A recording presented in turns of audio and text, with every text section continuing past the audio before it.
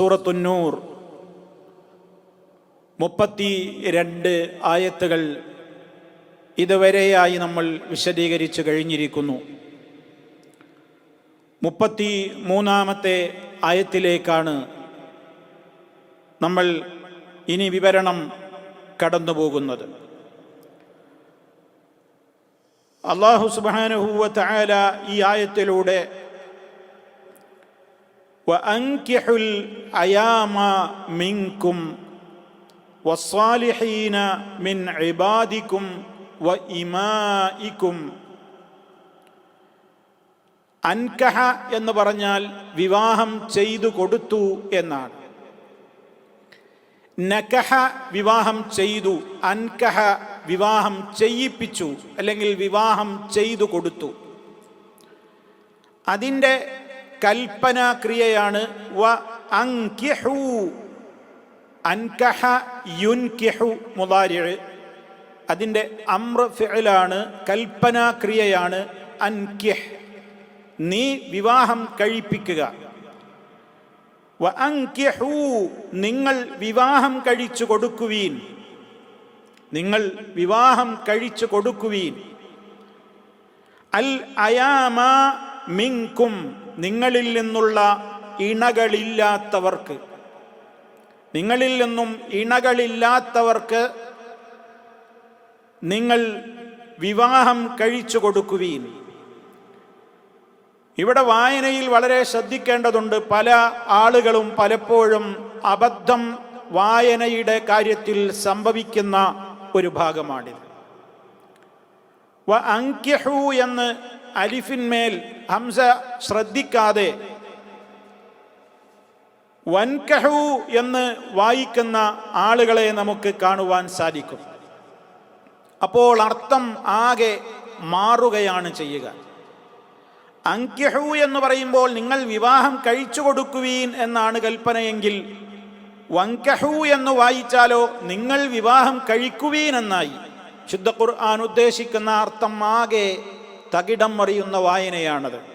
അതുകൊണ്ട് ആരെങ്കിലും അങ്ങനെ ശ്രദ്ധിക്കാതെ വായിക്കുന്നത് കേട്ടാൽ തിരുത്തിക്കൊടുക്കൽ നിർബന്ധമായ മേഖലയാണിത്. കാരണം ഇത് ആകെ അർത്ഥം കുഴഞ്ഞുമറിഞ്ഞ് അബദ്ധത്തിലായി പോകും. അതുകൊണ്ട് തന്നെ വായനയിൽ തന്നെ ശ്രദ്ധിക്കണം.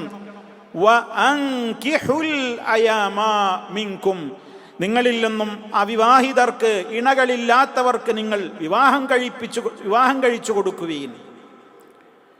അതുപോലെ തന്നെ വസ്സാലിഹീന, നല്ലവരായ ആളുകൾക്കും. ആരിൽ നിന്ന്?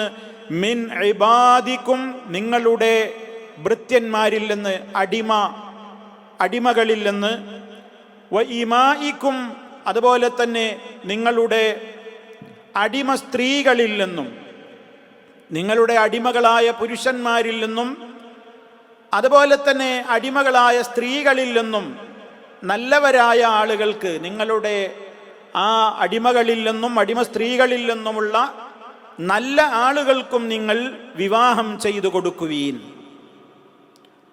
ഇൻ യകൂനു, അവരായിരുന്നാൽ, ഇൻ യകൂനു അവർ ആയിരുന്നാൽ, കാന യകൂനു ഇൻ യകൂനു അവരായിരുന്നാൽ, ആരായിരുന്നാൽ? ഫുഖറാ, അവർ ദരിദ്രരായിരുന്നാൽ. ഈ ആളുകൾ ദരിദ്രരാണെങ്കിലോ യുഗ്നിഹിമുല്ലാഹു, അല്ലാഹു അവർക്ക് ധന്യത നൽകും. അഗ്ന, ധന്യത നൽകി, ഐശ്വര്യം നൽകി. അഗ്ന ഇതിന്റെ മുദാരിയാണ് യുഗ്നി. യുഗ്നിഹിമുല്ലാഹ്, ഇവിടെ യാ കളഞ്ഞിട്ടുണ്ട്. യുഗ്നി എന്നുള്ളതിലെ യാ അവിടെ ഗ്രാമർ നിയമപ്രകാരം അവിടെ പോയിട്ടുണ്ട്. അപ്പൊ എന്താ? യുഗ്നിഹിമുല്ലാഹ്, അല്ലാഹു സുബ്ഹാനഹു വ തആല അവർക്ക് ധന്യത നൽകുന്നതാകുന്നു. മിൻ ഫദ്ലിഹി, അവൻ്റെ ഔദാര്യത്തിൽ നിന്ന് അല്ലെങ്കിൽ അവൻ്റെ അനുഗ്രഹത്താൽ അവർക്ക് ധന്യത നൽകും. വല്ലാഹു വാസിഉൻ അലീം, അല്ലാഹു സുബ്ഹാനഹു വ തആല വാസിഉൻ, വിശാലനാകുന്നു. വാസിഅ്, വിശാലൻ, അല്ലാഹു വിശാലനാകുന്നു. അലീമുൻ, സർവജ്ഞനുമാകുന്നു, എല്ലാം നന്നായി അറിയുന്നവനുമാകുന്നു. ഇതാണ് ഇതിൻ്റെ നേർക്കുനേരെയുള്ള ഒരു അർത്ഥം. എന്താണ് ഇവിടെ സഹോദരങ്ങളെ അള്ളാഹുവിൻ്റെ കൽപ്പന? വൻകിഹൂ എന്നാണ്, നിങ്ങൾ വിവാഹം കഴിക്കൂ എന്നല്ല, നിങ്ങൾ വിവാഹം കഴിപ്പിക്കൂ എന്ന കൽപ്പന. അവിവാഹിതരായ ആളുകളോട് നിങ്ങൾ വിവാഹം കഴിക്കണം എന്ന് പറയാതെ നിങ്ങൾ അവർക്ക് വിവാഹം കഴിച്ചു കൊടുക്കണം എന്നാണല്ലോ ഇവിടെ അള്ളാഹുവിൻ്റെ കൽപ്പന. അയാമ എന്ന് പറഞ്ഞാൽ അയ്യിമുൻ എന്നുള്ളതിൻ്റെ ബഹുവചനമാണ് അയാമ. അയാമ എന്നുള്ളത് അറബി ഭാഷയിൽ അയ്യിമുൻ എന്നുള്ളതിൻ്റെ ബഹുവചനമാണ്. അതിൻ്റെ ഏകവചനം അയ്യിമുൻ എന്നാണ്. ആരാണ് അയ്യിം എന്ന് പറഞ്ഞാൽ? തഫ്സീറുകളിലൊക്കെ നമുക്ക് കാണാം, ഹുവ മൻ ലാ സൗജ ലഹു മിനർ റിജാലി വന്നിസാ. പുരുഷനാവട്ടെ സ്ത്രീയാവട്ടെ ഇണയില്ലാതെ ജീവിക്കുന്നയാൾക്കാണ് അയ്യിം എന്ന് പറയുന്നത്. വിവാഹം കഴിച്ചിട്ടില്ല എന്നല്ല, നിലവിൽ ഇണയില്ല. ഇണയില്ലാത്ത ആണാവട്ടെ പെണ്ണാവട്ടെ, സവാങ്കാന ഖദ് തസവ്വജ ഖബല ദാലിക, മുമ്പൊരു വിവാഹം കഴിഞ്ഞവരായാലും ശരി, ഔ ലം യതസവ്വജ ഖത്തു, അല്ലെങ്കിൽ ഇതുവരെ തീരെ വിവാഹം കഴിയാത്തവരാണെങ്കിലും ശരി. ഭാഷയിൽ റജുലുൻ അയ്യിമുൻ, ഇമ്രഅത്തുൻ അയ്യിമുൻ എന്നൊക്കെ പ്രയോഗിക്കും. അപ്പം ആണാവട്ടെ പെണ്ണാവട്ടെ ഇണയില്ലാതെ ജീവിക്കുന്ന, ഒരു തുണയില്ലാതെ ജീവിക്കുന്ന ആണാവട്ടെ പെണ്ണാവട്ടെ അങ്ങനെയുള്ള ആളുകൾക്ക് നിങ്ങൾ എന്ത് ചെയ്യണം? നിങ്ങൾ വിവാഹം കഴിപ്പിച്ചു കൊടുക്കണം. വളരെ കൃത്യമായി അല്ലാഹു സുബ്ഹാനഹു വ തആല ഓർമ്മപ്പെടുത്തിയിരിക്കുകയാണ്.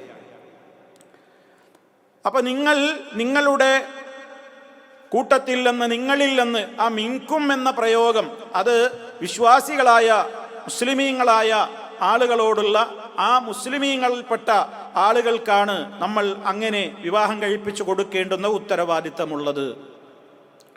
അതാ മിൻകും എന്ന പ്രയോഗം നമുക്ക് മനസ്സിലാക്കി തരുന്നുണ്ട്.